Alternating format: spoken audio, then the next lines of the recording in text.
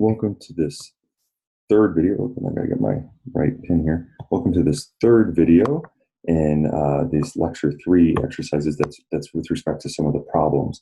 This is a really short note, but it's really important. It might be one of the most important ones that you see. Maybe not. I mean, I really like this problem that we're talking about here. And so we're dealing with this fundamental question. I'm actually going to choose a thicker red marker to use here. And the question is how to construct a sequence out of a set for some non-empty set. It's actually not that hard. The outline of any proof of, proving the existence of a sequence with some property that comes from a set follows 2 steps. All right, and I outlined them here. The first step is, hey, you let little n be an int. Pick a counting number, and then what you do is the second thing you do is you use the properties of the set S to establish the existence of at least one point in the set that has the property you're after for the sequence you're trying to construct. And then you say, guess what I'm going to do? That's going to be the nth term of my sequence, corresponding to this n that I picked in step 1. That's it. That's it. So let's see exactly how this works. So this is a problem. I had this as like a level 3 problem on the oral exams. You have a non-empty bounded subset of R, and the sup of S is not an S, all right? But whether it is or isn't doesn't really matter. In fact, whether this is bounded or not doesn't even matter, just that it's not empty.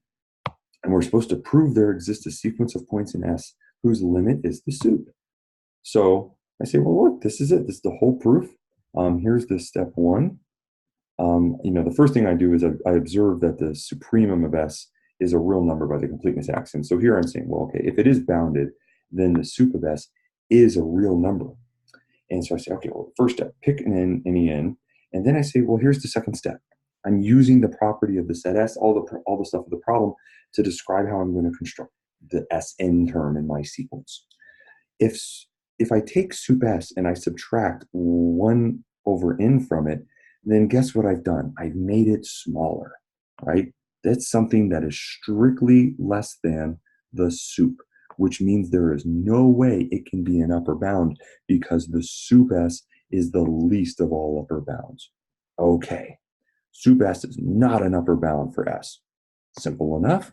What does that mean? There's got to be a point in the set that is, in fact, then strictly greater than the sup S minus 1 over n, and it's less than or equal to sup S because sup S is an upper bound. Just say, okay, guess what I'm going to do for my nth term? I'm going to choose that point as my nth term. This constructs, in fact, it just exactly defines a sequence of points from the set S that have the property that they're bounded below by this set of terms, sup S minus 1 over n, and bounded above by sup S. So sup S as a constant sequence converges to sup S as n goes to infinity. Sup S minus 1 over n as a sequence of numbers converges to sup S by standard limit theorems that we've seen. And now, by the squeeze theorem, we have that the sequence Sn converges to the sup S. So that's kind of it. Now, here's what I charge you with. Here's a good exercise to see if you understand this. Repeat the same exercise where you have the bounded non-empty subset of R, and keep bounded for now, but change this sup to nth, and then show that there's a sequence of points in S that converge to the infimum. Figure out what has to change. Hint, consider infimum of S plus 1 over n. That's my hint to you. But do that. And then also repeat this exercise where you remove the bounded term for both the sup and the nth. See if you can do it.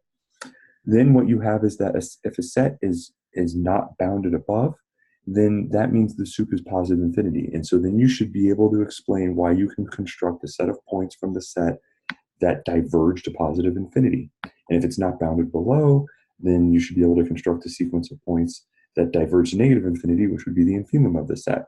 So I really think you should try to do that for yourself. That's really good advice on my part for you, because that's going to make sure you know how to construct the sequence. But you see, it's just these 2 steps, and then it's just really the details that are going in here change a little bit, but that's how you do it. It's not that bad.